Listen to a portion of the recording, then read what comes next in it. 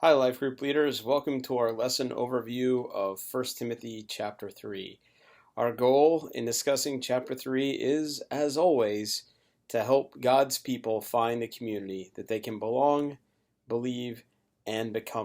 Remind the people in your class that they know the next person who needs to be a part of your life group. I just want to give a brief reminder that Paul is writing to Timothy at Ephesus to address false teaching in the church and to restore the health of the church. In verse 14 and 15, which aren't a part of our reading, Paul states, "Although I hope to come to you soon, I'm writing you these instructions so that if I am delayed, you will know how people ought to conduct themselves in God's household, which is the church of the living God, the pillar and foundation of truth." In other words, Paul wanted to explain how each individual could contribute to the church's spiritual health. The church is not a static institution that memorializes the deeds of Christ that only a few trained professional ministers can participate in. It's like a living body in which each member is personally united with Christ and has a vital role to play. Last week, Paul gave instructions concerning worship in the church, and now he moves on to laying out qualifications for leaders in the church. He did so in order to give Timothy guidance in selecting these important individuals. He discussed women in leadership in chapter 2, and now he turns to men in leadership, specifically the personal qualities necessary for effective church leaders.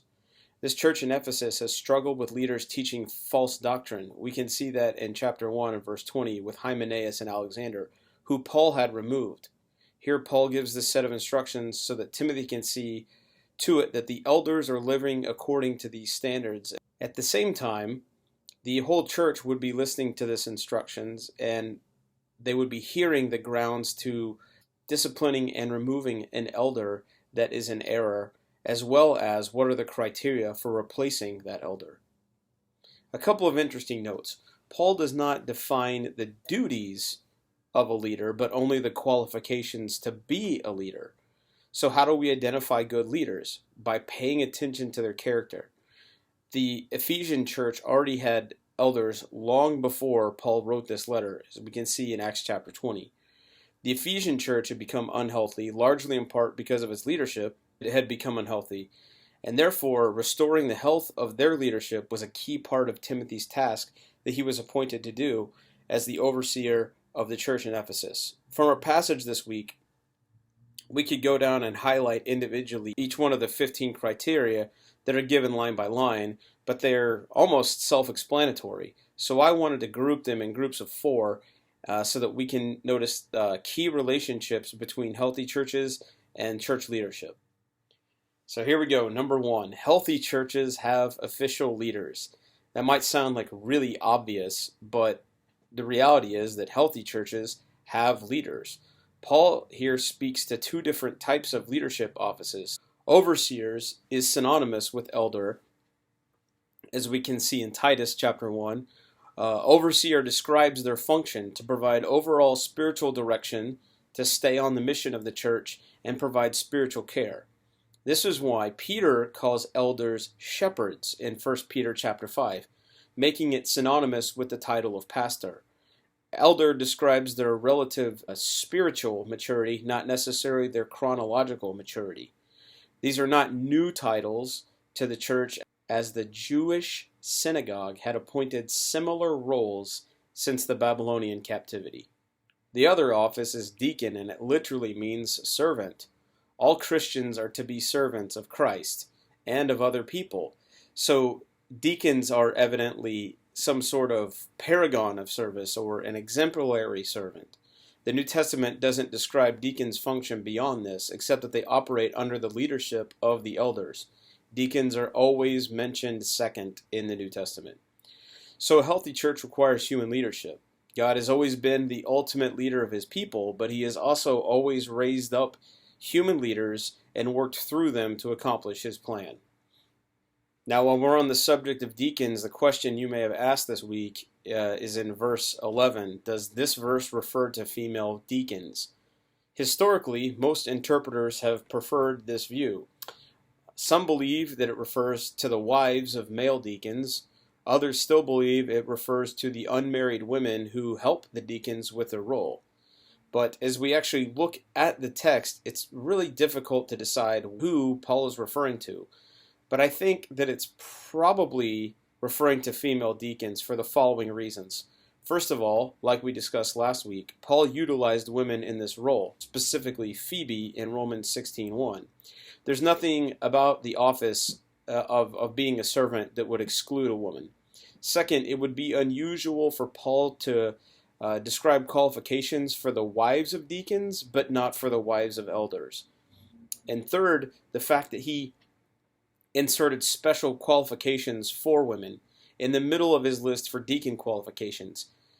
It seems to indicate that he considered these women to in fact be deacons, or deaconesses, if you will.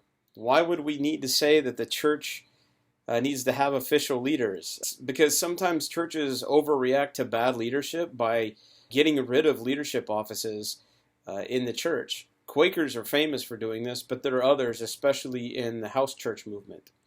Although it sounds good in theory that we're all a part of the church and we don't need a leader, the result is that usually the church has wasted and directionless energy.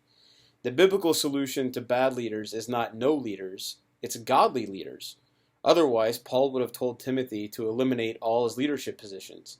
Instead, Paul reminds Timothy how to identify good leaders, which is our second point. Healthy churches have godly leaders. Paul describes what godly Christian leaders look like from three different angles: their character, the content of their teaching, and their track record of their previous leadership positions. So first of all, godly leaders must have godly character. Godly character is God's goal for all Christians, and leaders must have this to inspire and lead others into it. Paul describes godly character both negatively, being beyond reproach, not addicted to wine, not starting fights, and not double-tongued, but also positively by being respectable, having a good reputation, being people of dignity. Above reproach or beyond reproach means that the prospective elder or deacon must be free from obviously discrediting behavior. The part where he says husband of one wife, the one-woman man, has a few different interpretations to it, but all the interpretations agree that it refers to sexually faithful or chaste people, that a deacon or elder should be free from sexual immorality. The qualification, husband of one wife, seems to eliminate the possibility of women holding the office of elder or pastor. Paul had the language to say the partner or mate of one spouse, but he didn't. And the fact that all of the qualification words in verses 2 through 7 are masculine seems to support this conclusion as well. So last week we saw that women don't really have any restrictions as far as when it comes to teaching in the church, but here as far as providing leadership for the church, Paul lays it out fairly clearly. But just as the absence of discrediting behaviors isn't sufficient, church leaders must also have positive character qualities that inspire people's respect and imitation. The second thing that leaders need to have is they must know, sincerely believe in, and effectively communicate biblical truth. So the elders must be skilled at teaching the Bible, which is further defined in Titus chapter 1 when Paul is talking to Titus, and we'll see that when we get there in just a month or two.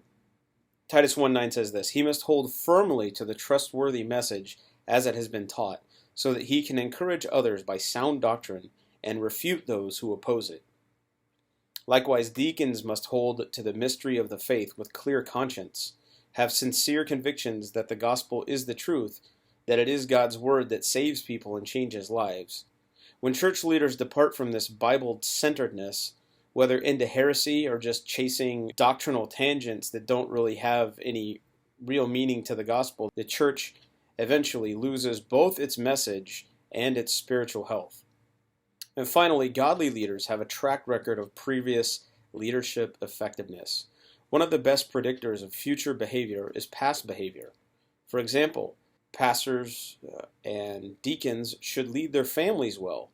They should have been tested in other servant roles. The biblical principle behind this is found in Luke 16, where Jesus said, "He who is faithful in little things is also faithful in much." demonstrating faithfulness in a smaller setting before leading in a larger one. These three things, godly character, being able to soundly teach the Bible, and having a track record of previous experience, these three things are the legs to a three-legged stool of effective leadership. Take any one leg away, and the stool will wobble and fall. But what a joy it is for a church to have a leader that has all three of those table legs together. But there's more that's required for a church to be healthy than just having healthy leadership. Number 3, churches need to have good followers. This is implied by Paul here, that by talking about godly leaders that we would have godly followers, but it's stated explicitly other places in the New Testament. You can have godly leaders, but the members of the church can effectively short-circuit this leadership if many of them are unwilling followers. All three of these are essential for a healthy church. But because some leaders go bad, as in Ephesus, they were led astray in teaching false doctrine, sometimes the church grows in size and there's a requirement for more leadership, or sometimes leaders have to step down because of age or illness. Healthy churches need a fourth quality, which is healthy churches have people who aspire to leadership for the right reasons. Though it isn't God's will for every Christian to be an elder or a deacon, we can rest assured that God will plant the strong desire in many of our hearts if we're pursuing Him. In healthy churches, many people respond to this God-given desire by seeking to make progress in the three areas that we talked about: godly character, being able to teach the Bible well, and having a proven track record of leadership. And then by praying that God, if it is His will, that He will raise them into the leadership position at a proper time. So to sum up, the only elders that a church should choose to lead them are those who have sound doctrine and a holy life. They're not notorious with any fault that might deprive them of authority and disgrace the ministry. The very same requirements apply to deacons. Why? And it's because the effective operation of each church depends on its leadership. The New Testament does not legislate the details of church operations. Therefore, it's important that men making these decisions be godly and set a good example, and have the respect and confidence of other church members. But this passage isn't just for formal leaders. It's for all of us. Jesus told us if we are going to follow Him, we are going to influence others. As such, we are going to need to ask God to help us improve in all three areas of the stool. Remember? Character, being a good communicator of the truth, and having a track record for being effective. Leaders, formal or otherwise, are always needed. There's only so much work that one person can do. Ministry growth is correlational to leadership. In churches that lack leadership, you often hear a sentiment. It says, "I appreciate you pastors for leading, but don't ever ask me to lead." And there's lots of reasons for this. Maybe they're cynical about leading because they've had bad leaders in the past. Maybe they have legitimate responsibilities that make leading impossible. Maybe leadership is something they see as done alone. Maybe it's the loneliness that they don't want. Maybe they're unwilling to lead because of past negative experiences in leadership, like they were ignored, or their opinion wasn't consulted, or maybe they were poorly trained. But in all of these things, Jesus said in John 16, "In the world you will have trouble, but take courage, I have overcome the world." Here's a question you can ask your class. Are you willing to say to God, "I want to be used by you as effectively as possible. I'm willing to serve contently in whatever capacity you have for me, including a leadership role if that is your will"? The last verse of our reading provides the reward for those who are willing to serve. In verse 13, "Those who have served well obtain for themselves a high standing and great confidence in the faith that is in Christ Jesus."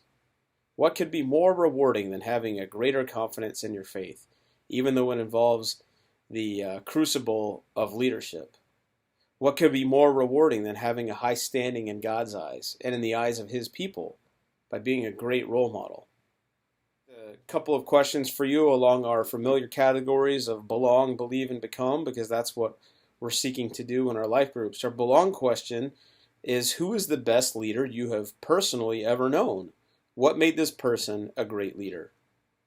Our believe question, How do the qualifications for overseers and deacons encourage you in your own walk with the Lord? And finally, our become question. What do you consider a personal barrier to spiritual leadership? I hope those serve you well. I'm praying that you have a great time in your life group as you discuss 1 Timothy chapter 3. If you need anything, life group leaders, please let me know. I'm praying for you, and Godspeed.